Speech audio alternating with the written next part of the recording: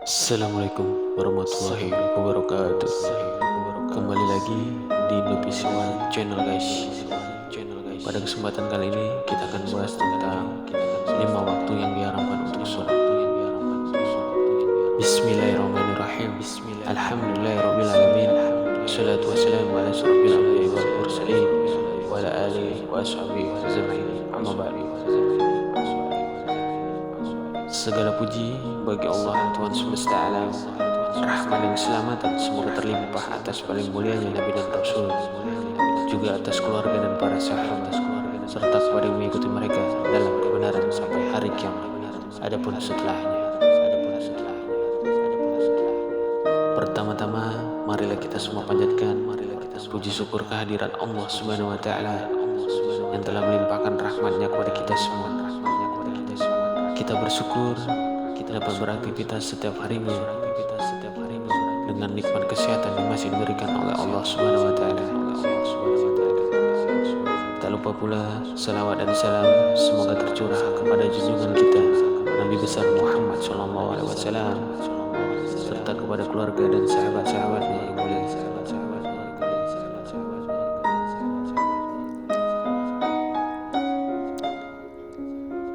Salat merupakan kewajiban bagi umat Islam.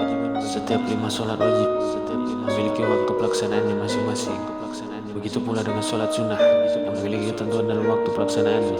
Bahkan ada beberapa waktu yang diharamkan untuk melaksanakan salat ini kapan saja. Menurut jumhur ulama, waktu yang diharamkan untuk salat hanya berlaku bagi salat sunnah mutlak. Waktu yang diharamkan ini tidak berlaku untuk pelaksanaan salat sunnah karena memiliki sebab tertentu seperti sholat jenazah dan sholat gerhana.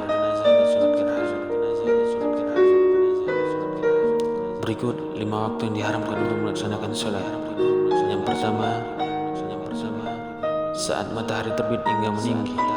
Ketika matahari terbit sampai muncul bulatannya di ufuk, dalam artian matahari terbit sampai setinggi tombak atau 2 tombak dalam pandangan mata, maka umat Islam dilarang melakukan sholat sunnah mutlak.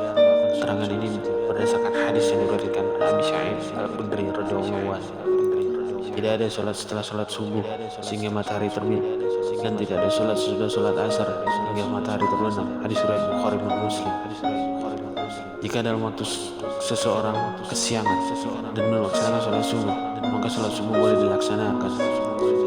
Yang kedua, saat matahari di tengah langit cakrawala hingga bergeser ke barat. Waktu ini disebut dengan istiwa, yaitu saat matahari berada di atas kepala. Istiwa terjadi ketika matahari sebelum bergeser ke arah barat.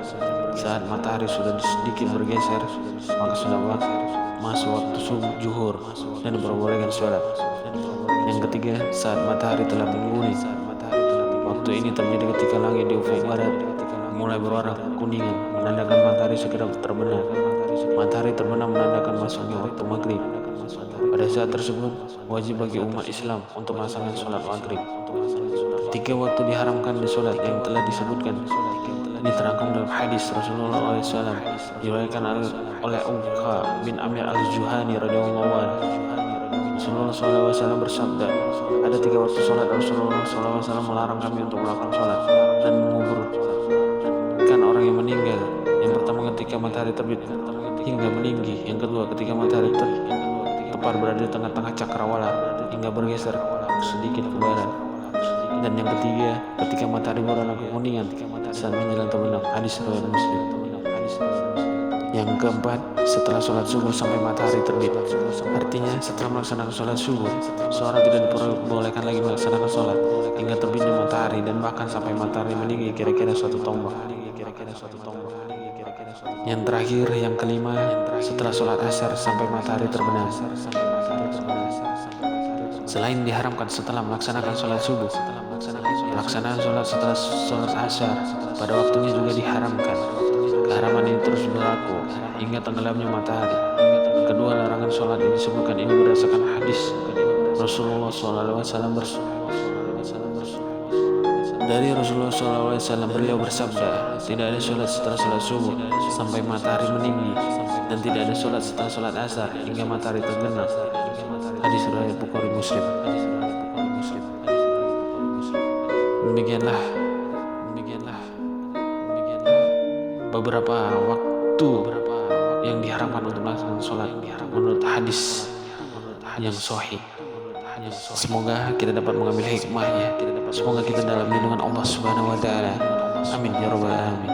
Assalamualaikum warahmatullahi wabarakatuh.